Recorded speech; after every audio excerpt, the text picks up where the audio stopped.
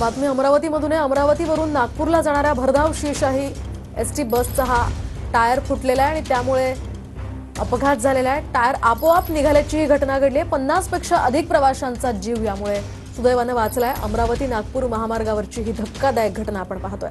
भरधाव बसचा टायर निघून लांब अंतरावर या ठिकाणी गेला। काही दिवसांपूर्वी परतवाडा आगाराच्या बसचा सुद्धा अशाच प्रकारे टायर निघाला होता। एसटी महामंडळाचा या ठिकाणी जीवघेणा हा कारभार असल्याचं सुद्धा बोललं जात आहे। त्या जवळपास या शिवशाही बसचा टायर अचानक रोडवर फुटला आणि बस अनियंत्रित झाली।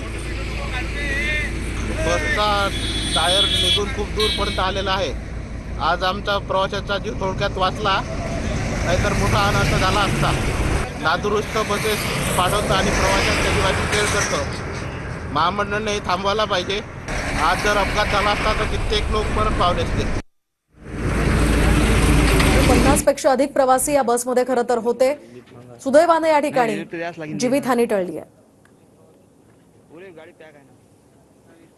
हे दोन व्हिडिओ सध्या आपण पाहतोय। अमरावती नागपूर या मार्गावरची ही बस होती। शिवशाही बसचं हे टायर अचानक निखळून पडलं आणि त्यामुळे सुदैवानं चालकाच्या प्रसंगावधानामुळे हा मोठा अनर्थ या ठिकाणी टळलाय। 50 पेक्षा अधिक प्रवासी या बसमध्ये होते।